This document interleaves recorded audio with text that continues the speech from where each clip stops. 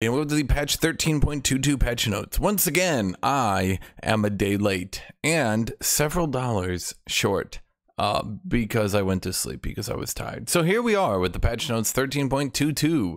What is in this patch? This should be live all over the world starting now. What's in this patch? Is it a good idea? Were these good changes? Is your favorite champion weaker? All these changes and more now, because I'm going over them now, because that's literally the entire video. I mean, there's not much else to do. Stay for the skin review. So what do we got today? We got nerfs on Briar, Graves, K'Sante, Kassadin, Nyla, Senna, Tahm Kench, and Ziggs. We have buffs on Dr. Mundo, Rammus. Adjustments, this mostly means nerfs or buffs. They just weren't brave enough to list them in that category. Adjustments to Brand, Gragas, Janna, and Seraphine. We have mage attack speed increase basically across the board, as well as vision. Vision got a change. Wait, I didn't see that one. That's interesting. As well as new skins for a lot of different champions. So what do we have in this patch? First up, we have Brand. How is Brand getting buffed? Oh, sorry, adjusted. Brand is getting adjusted. His EAP ratio is going up. His damage against monsters is also going up. But he's losing 5 less damage at rank 1 of his E to gain 15 more damage at rank 5 of his E. That loss of 5 damage on his E until he reaches 50 ability power is so massive that they decided to call this an adjustment rather than just straight buff. So, yeah. Okay. Briar is being changed, sorry, nerfed. They're just nerfed. It's just being straight nerfed. Briar is just being nerfed. So Briar is very overpowered right now. I think most people have noticed that. Her Q, the Gap Closer Stun Armor Shred, apparently was a little bit overpowered for being a Gap Closer Stun Armor Shred. Who knew? Not me. At either rate, the armor reduction on it is going down. The physical damage on it is going down by 20 at max rank. In addition, her ultimate is losing a large chunk of its bonus AD ratio and a little bit of its base damage. So less damage, less scaling, less armor pen. The champion overall is just getting nerfed because she was very overpowered. I think most people have noticed that. The problem with Briar fundamentally is that she has an in button, and when you have an in button, it means that her win rate will go down because most people play that champion poorly. I think that's just true for most people.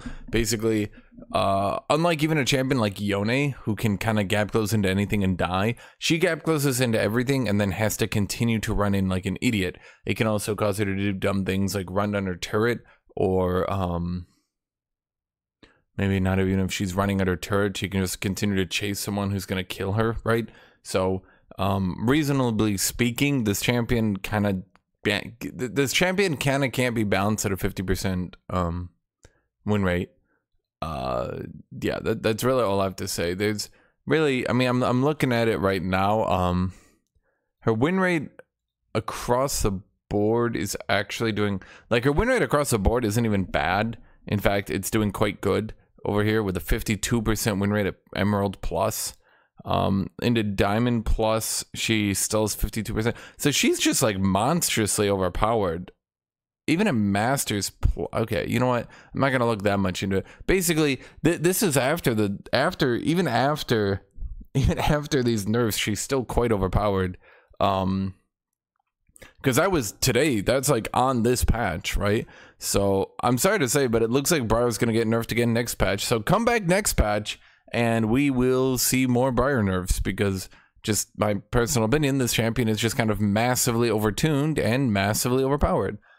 Dr. Mundo's passive bonus attack damage is going up because they overnerfed him. They overnerfed him last patch, and now they're buffing him. There's really not that much more to talk about in this, to be honest. Like, there's just really not that much more to go on. He was overpowered. Well, he was, according to Riot, overpowered, so then they nerfed him, and then according to Riot, he was underpowered, so they buffed him. Whatever. I sometimes I don't question Riot. Here we have a champion being adjusted. According to Riot, this is just an adjustment. His E refund on hit is going from 3 to 40% of the remaining cooldown. So what does that mean? That means instead of a 3 cooldown refund, it will now be a 3, 5.6 to 4.8. Now, as you continue to build ability haste, it continues to get weaker on the refund, but throughout the entire early game, this is a pretty significant buff for the champion. In fact, throughout the early game and mid game.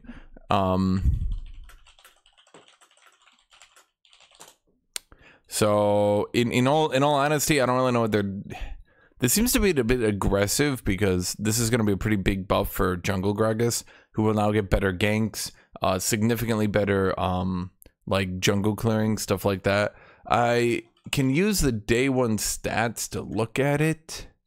He's back in the jungle, like he's doing okay, but he's not doing great. That might change as more and more people get used to things, but at either rate, this is just a really annoying change that makes him even stunnier early game. It does stop perma stun Gragas from being viable. Like perma stun Gragas will no longer be a viable. It won't even be viable. It won't even, it's not that it won't be viable. It just won't even be a thing anymore. It literally won't even be a thing. There will be no such thing as perma-stun Gragas, because it will only refund 40% of the remaining cooldown, and unless you could get the cooldown to like 1.5 seconds, which would need you to have like 500 ability haste. Yeah, there's also, in all honesty, now that I'm sorry, let me spend more time thinking about this change, I guess, because this is probably one of the more impactful changes they've done in recent history, right? So this probably makes them way more balanceable in Earth and in Arena, because in those game modes you can get a lot of ability haste. And changing it from a flat cooldown to a percent cooldown means that in those game modes where you can get 200-300 ability haste fairly easily, not like every game, but like you can get to that point fairly easily, right? So this will help balance them a bit better in those game modes, because you probably noticed like in Arena they had to straight up remove this mechanic entirely. So with Arena coming out next month, yeah. In addition to that, Explosive Cask is going from a 0.55 travel time to a 0.5, so his ultimate will be more consistent and usable.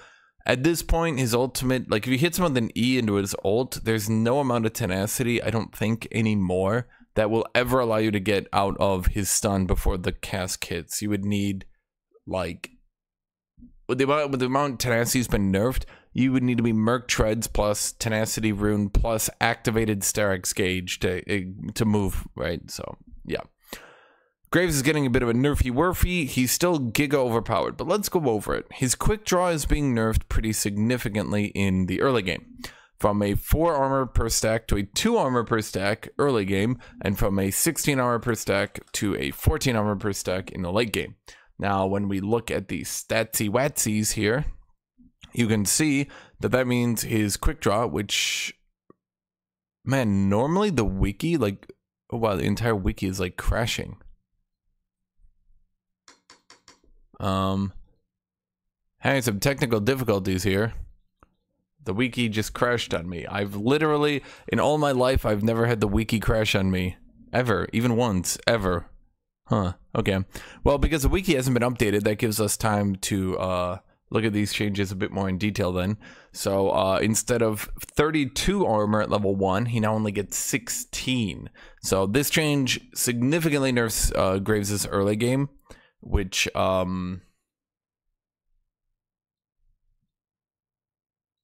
yeah, basically Graves' early game gets significantly nerfed. His late game gets a love tap, but late game he can get less stacks anyway, so it's not like he always ends up at 128, right? He just sometimes does, right?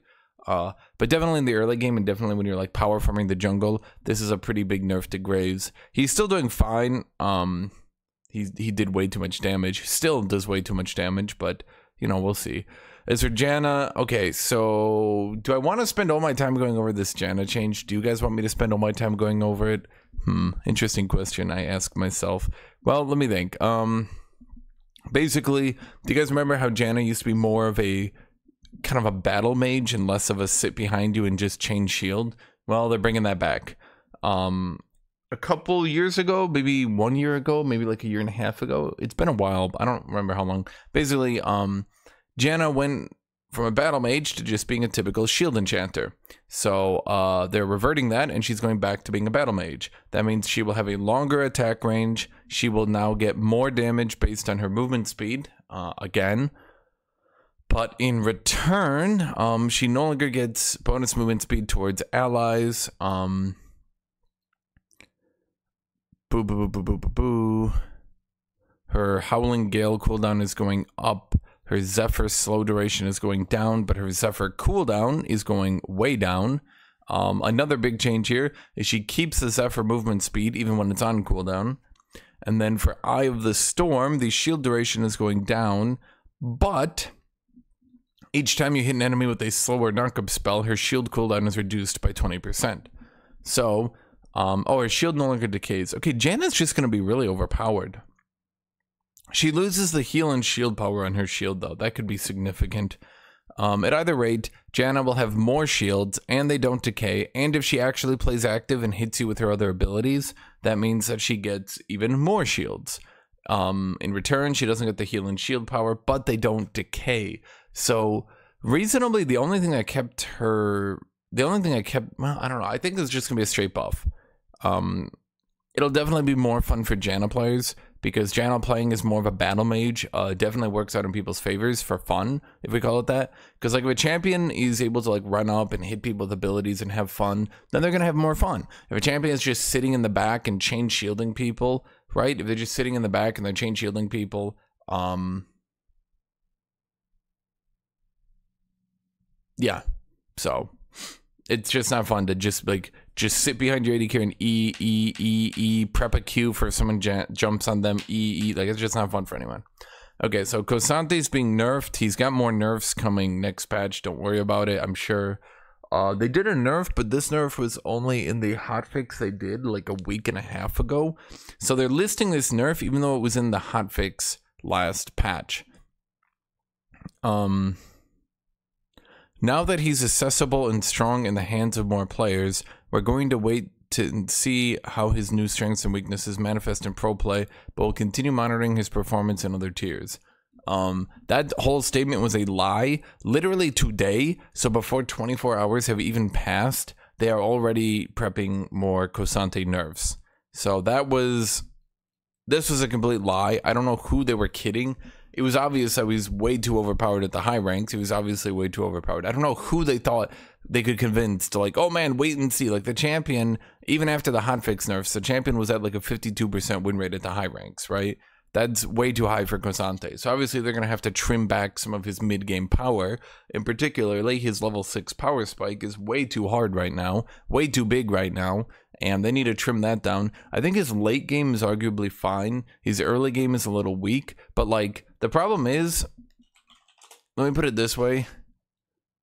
If blue is like how his power over time used to be, it was like his power over time used to like go up slightly like this.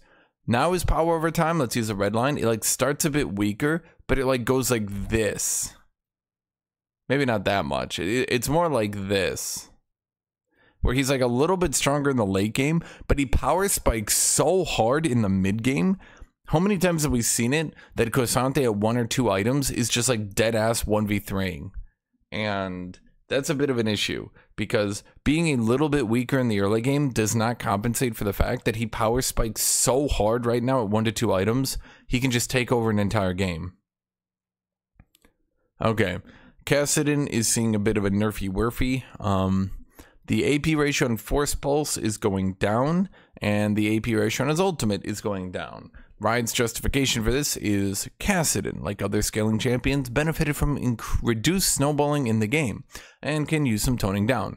We decided to reduce the damage on his E and R, because now that he scales more consistently, he gets to access these high AP ratios, which allow him to reliably deal a significant amount of damage. This adjustment is intended to require him to stack more Rs before having as much upfront damage. So basically, ignore the second half of this statement. They're saying because the game is less snowbally and because Kassadin can more consistently reach into the late game, that means that Kassadin can more consistently scale, and obviously he's doing way too better. Do you get it? Okay. Nyla is getting the bonus attack speed in her Q reduced. So instead of 10 to 60%, she gets 10 to 50% attack speed. Then the amount of damage her ultimate does is also being reduced. So the maximum damage in her ultimate, instead of a 232 AD ratio, is now a 200 AD ratio. So it's losing about 13-14% of its AP ratio. It's an AD ratio. So less attack speed on her Q, less AD ratio on her ultimate. Okay. Rammus is being buffed because Rammus is the funny armor champion who buys Thornmail and kills you on Thornmail. That's it. That's all he does. He doesn't do anything else. So, they're giving him more armor in his W, so that when he Ws, he'll have more armor. And then he can have more damage in Thornmail, because he's the funny armor Thornmail champion. He does one thing. He defensive ball curls and then watches AD carries shoot him and then go, wow, I took so much damage. I took more damage than I dealt to him. Oh, I hate this. Okay, Senna is one of the most broken champions in the entire game. She scales way too hard, and scaling from his support role is particularly very frustrating for a lot of champions to deal with. It's particularly very annoying for a lot of champions to deal with. In fact, it's annoying for the entire game to deal with. A support champion who scales into a Giga Carry is just very, very annoying to deal with for everyone in the game. Her early game has to be very weak to make up for it, which makes her late game have to be, well, overpowered. If they nerfed her late game, she would be more balanced. So what Riot is doing is ignoring everything I'm saying and nerfing her early game to keep her late game just the same. The damage and healing on her Q are now losing 20 at rank 5. At rank 1, they're the same, but at rank 5, these abilities will do 20 less damage and 20 less healing. This helps Senna still continue to be one of the most annoying champions in the entire game, with absolutely nothing done to actually adjust her and make her more fair and fun for everyone. Cool. Senna, Seraphine, the other S, Seraphine is being nerfed.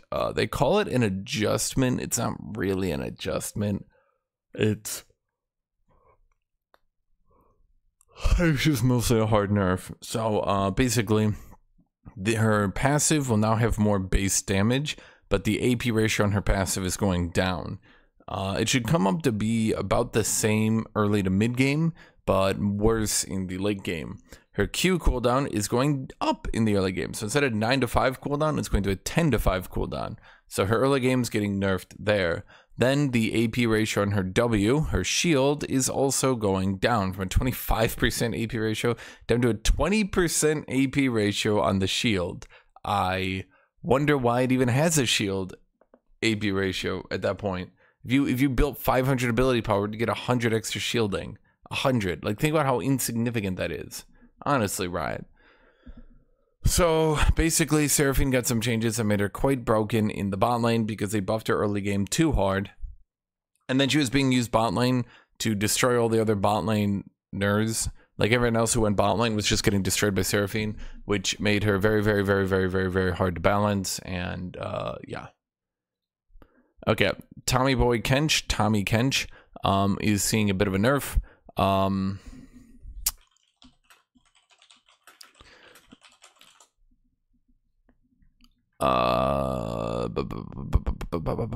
Okay, I'm like blind. So instead of a 5% bonus on his passive, gets a 4% bonus on his passive. So the amount of scaling into damage that he got, so instead of doing 5% of his bonus HP and damage, it's 4%. So he lost 20% of that scaling amount. That's rather significant, and I think Riot probably went a little bit overboard on this one. I don't think Tahm Kench is really overpowered at all. I don't really understand what they're doing with this one, because it feels like all they did was just sort of slap him out of the way. I think maybe like a 4.5 would have been a better fit, but like a full 5 to 4. You have to remember, Tahm Kench is kind of like an easier champion, so I think like him having a higher 8 win rate is probably better, because like what you need to consider is that like it's much easier to go into Tahm Kench and play well than it is to go into like Aatrox or even Aurelia and play well. Like he's pretty bare bones as a champion.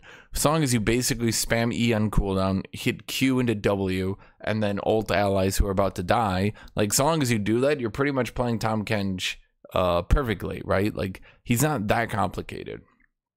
So I don't know. I think this is just like a big nerf. It also means this is going to sound dumb, but it's going to take him longer to double shot the back line.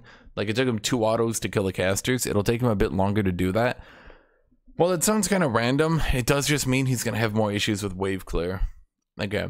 Ziggs is losing 4 armor, and his basic attack frame is going down. So basically, I can try to explain this to you guys. The amount of the attack animation that you need to like actually have the attack go off, for Ziggs, he needed to complete 20.8% of the animation. Now he will only need to complete 20% of the animation. So he'll be able to move. He'll be able to move after attacking slightly quicker.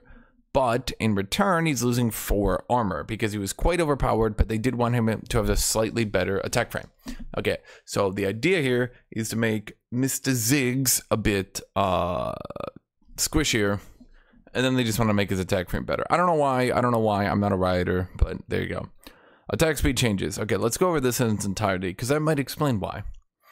This patch, we've taken a broad sweep across every champion that can reasonably be considered a mage, and notice that many of them have weak feeling basic attacks. While we don't expect many of these champions to feel as snappy as marksmen, or to basic attack as well as they do, it's important that something they do hundreds of times a game feels good, even if it doesn't represent much of their power. We're broadly doing 3 things here. First, we're bringing basic attack windups. This is how long into the attack animation their attack actually fires, up to a new baseline. With exceptions for champions who have innate basic attack replacements, Karthus' Lay Waste, or have a weapon that implies slow basic attacks, Mordekaiser's Mace. So Mordekaiser needs to feel less fun to play because he has a mace. I don't even think Mordekaiser, I don't even think his attack is that bad, is it? I've never really had issues with it. It feels pretty much like every other Juggernaut's attack, right? But why are they saying that, he has big weapons, so he need be less fun? What does that even mean, man? What does that even mean? Second, we're bringing up missile speeds to a new minimum as well, which should especially help with last hitting minions.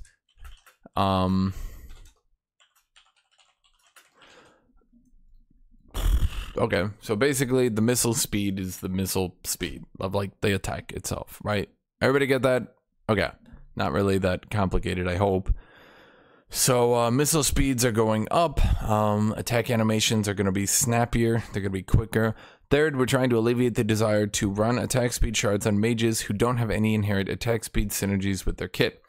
Through modifying their level 1 attack speed ratios to the degree to which skills is blah blah blah, and attack speed blah blah blah blah blah. Okay, basically they want mages who are running the attack speed shard. Sorry, that's not me trying to brag about my win rate. I'm just trying to, for those of you who don't know what the attack speed shard is, it's this one, okay? Okay. I just figured I could use a visual aid because sometimes people don't know that these are shards, right? So some mages were running this one because their basic attacks were so bad. So what they're going to do is give those champions more attack speed so they don't need to use that.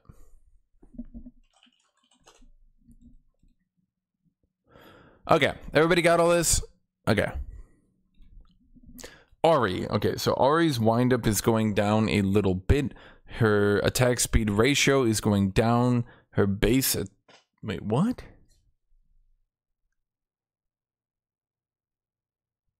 Okay, this just seems to be a nerf on Ahri. Okay, so I think I can actually explain this one, even though this is going to sound really weird to you guys.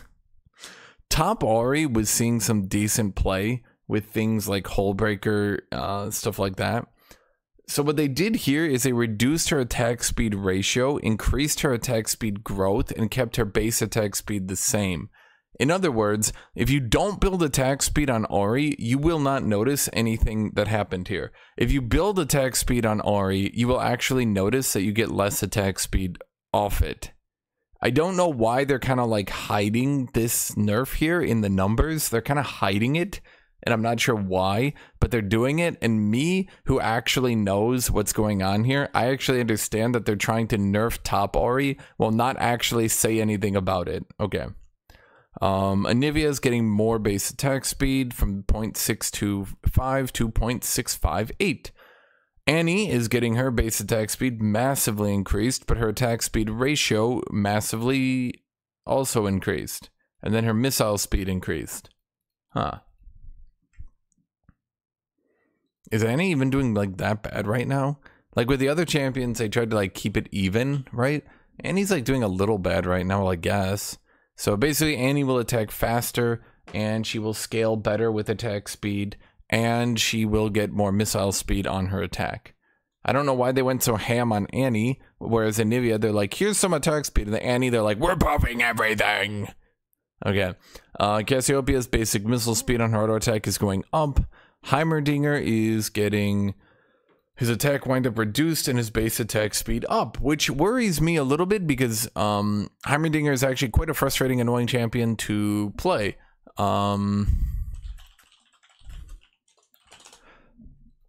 Yeah.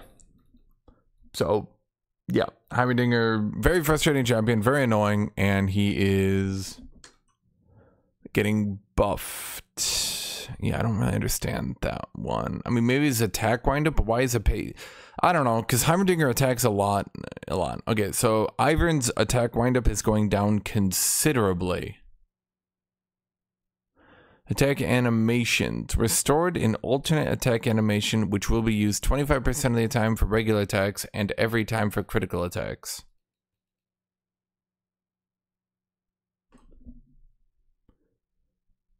I don't know quite what that means, but his basic attacks will be much snappier now. They'll go off much quicker. And then he has a new attack animation. Cool. Karthus's missile speed is being increased. Oops, I clicked a button. LeBlanc has her attack speed and her attack speed ratio restored, but her attack speed growth. Now, why are they doing that? Why are they doing that? So they're nerfing AD Ahri because they don't like AD Ahri top, but then at the same time they're nerfing AD Ahri, they're going back and they're saying, but look guys, it's LeBlanc. Don't you remember LeBlanc top? Like, yeah, right, I do. It was like last week, you know?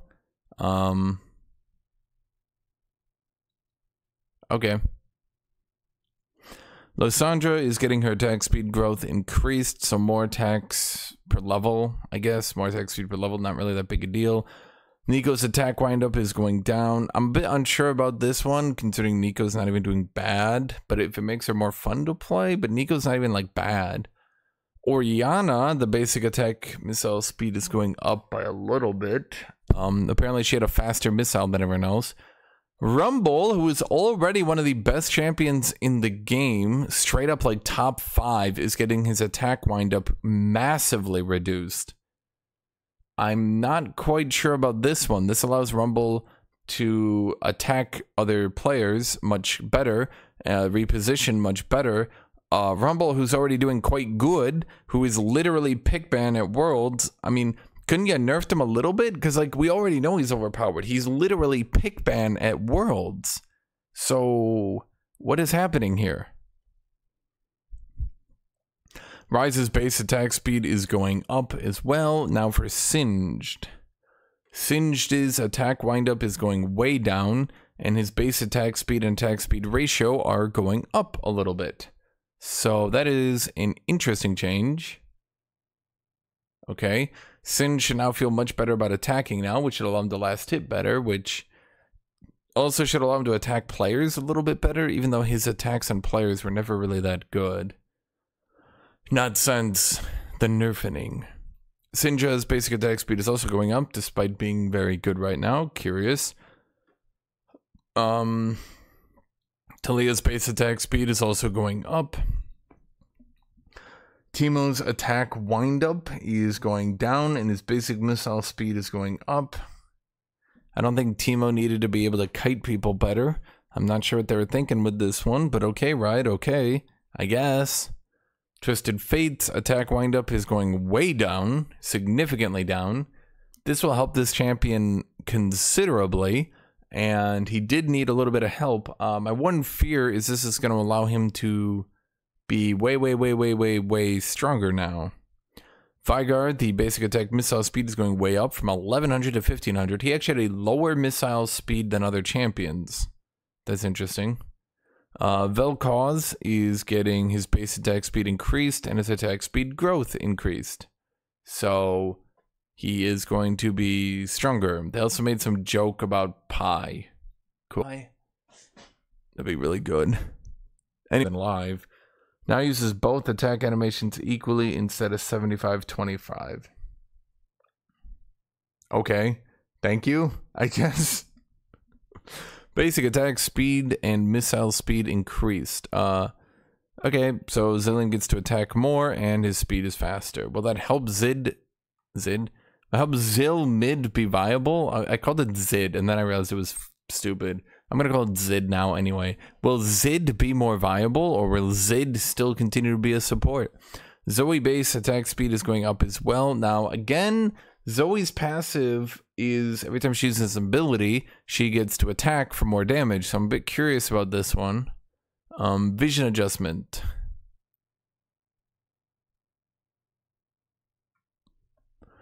We're modifying how vision is granted when attacking from Fog of War and Summoner's Rift. Experienced players understand that attacking from bush makes the bush nearly unusable, and so don't bother. No. That's wrong. That's very wrong. What are they talking about? What? What? What? What? But it's also nearly impossible to know how long you're revealed when performing fairly normal behaviors like attacking enemies from over a wall. This also has a negative downside of occasionally betraying your hiding teammates. We're shrinking the reveal circle to give away teammates less frequently and shortening the reveal in order to make the delay before dipping back into Fog of War more intuitive. So the reveal circle duration is going from 4.5 to 2, and the reveal radius is going from 400 to 300. I'm not quite sure what the hell they're talking about here. Everything, this entire first statement is complete bullshit. Experienced players understand that attacking from brush makes the brush nearly unusable, so don't bother. They're saying that, not me. I'm not taking this out of context. This is the entire statement. Experienced players understand that attacking from brush makes a brush nearly unusable, and so don't bother. What the hell are they talking about?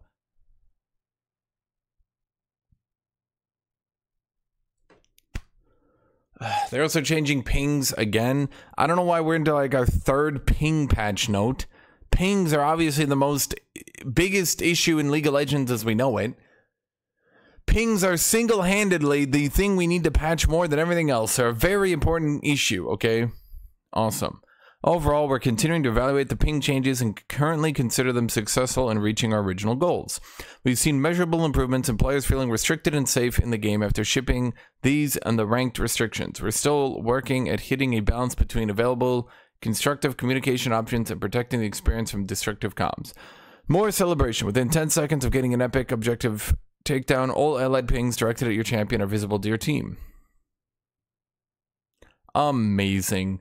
So now we need to know timers on pings when we get takedowns. Amazing. Amazing. Ping lockout timer reverted.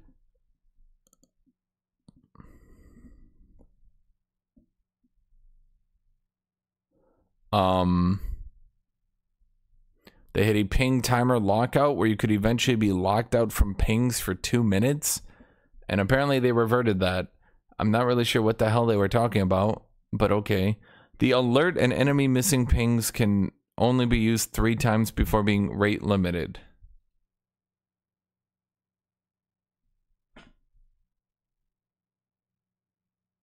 Why are we getting...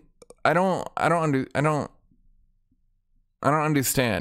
I don't understand. Why are... Okay, you know, people will just do offensive things for the purpose of being offensive. Do people not understand that? Like, the whole point is to be offensive, to be annoying, right? Unless you take away everything, annoying players will be annoying. That's...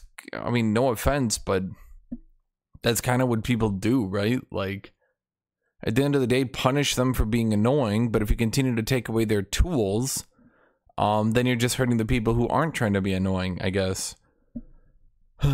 Nexus Blitz adjustments. I knew Nexus Blitz was going to be dead. I knew it was going to be dead when they didn't bother to give it any adjustments at all. Like, There was no adjustments made to it to make it be more fun. Yeah. The speed. Fixed a bug where Briar's Blood Frenzy was counting as a CC in the death recap and crowd control score in the post-game stats. That's a fair bug to fix. Fixed a bug that caused Jax to play the default attack animation on his W when he's in any passive stacks. I was wondering that. They added a W animation and then it never played, and I was wondering what the hell was going on with that. Okay. Upcoming skins. Heartsteel Kane. Wow, it's Heartsteel Kane. Heartsteel Cosante.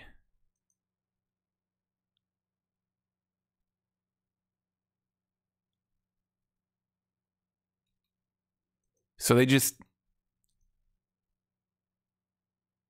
have the same art, they just randomly flip around it and all the different art. Okay, that's funny, I guess.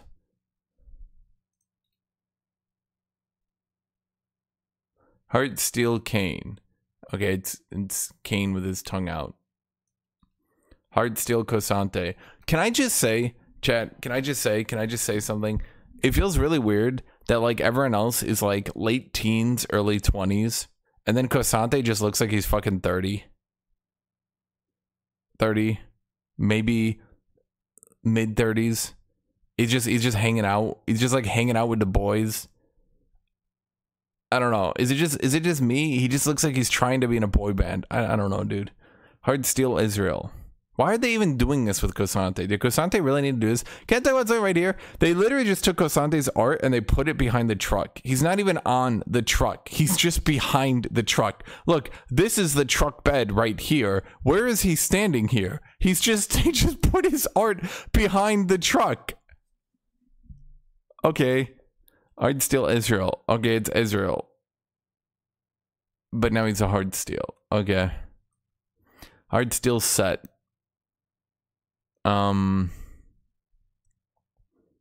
Why? But okay. At least he looks cool. The other ones, I'm gonna be dead honest, they look really dumb. Heartsteel Aphelios. It's Aphelios and his girl, who is also his sister. But I'm gonna be honest, Chad. Her being his sister has made her much less off limits these days. Okay? They might actually be a thing. I like the headset. The headset's actually kind of like the cutest part of it. I don't even know why. It's just funny. She's got a headset. Everyone else doesn't. Okay. Heartsteel Yone. It's Yone. Okay, he also just kind of looks like he's 30s. It's his angular features, dude. Why does he have all these angular features? Okay. Prestige Heartsteel Yone. Well, we all knew this was going to coming. They've been keeping this champion the best champion in the game for so many years at this point.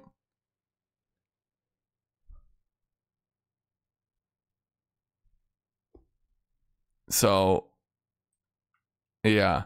Breakout True Damage Echo. Are we just trying to remind people that True Damage exists and just is not very popular or something?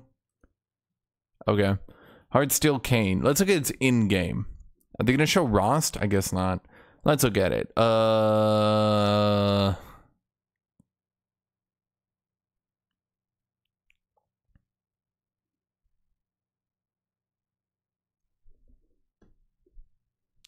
I'm not exactly being mind blown by it. Maybe it's got cool voices. Heartsteel Kane. Sorry, Kane. Cosante. I like some of these chromas. And it does give him a skin.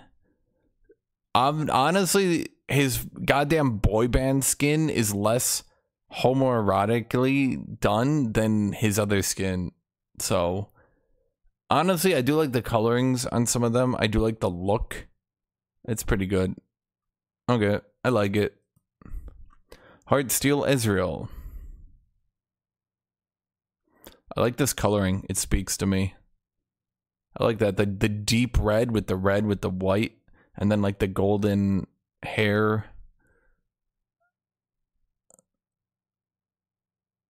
That one's also kind of cool, I guess. I just like the hair. It's not bad. It's just kind of all the champions, I think they wanted to make Ezreal look the least like a femboy. So like they like intentionally covered all his skin, whereas Yone's got like the fucking crop top thing, right? So it just kind of comes off as like, what if Ezreal, but he's wearing he's just wearing pants and a shirt. Oh no, he does have a crop top there. Oh wow. Oh holy shit. Okay, they went full ass femboy with that one. They did not hold back. Hard steel set. Yeah. I mean, I like it, but seeing it in game, I noticed that it actually just kind of looks like his base skin. Huh. Okay. Hard steel. Aphelios. Okay, why is he doing like a pose? How am I supposed to see what he looks like in game if he's doing a pose? Why does he have a mask? Why is he wearing a mask? He's not wearing a mask here. Look.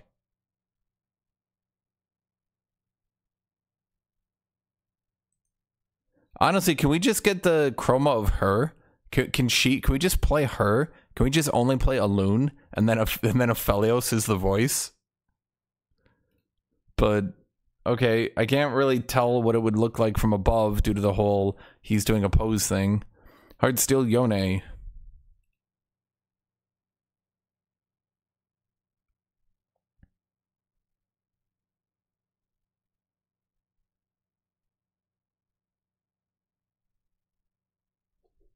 This doesn't even look like he's in a boy band.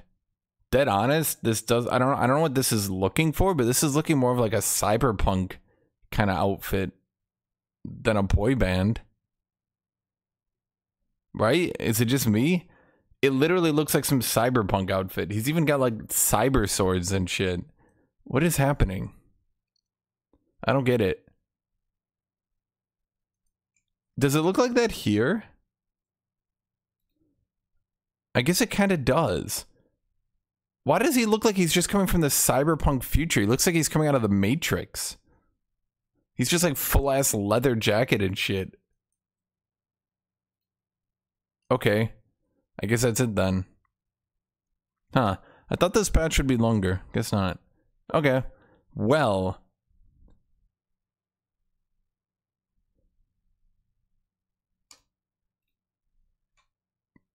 Thank you all for watching. Let's go over those Patreon names. The names of the people who support me most beneficially.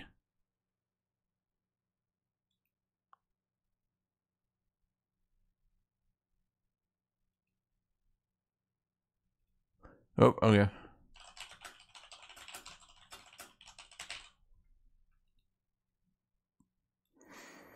Hold on, I need to go here, and then I need to go here.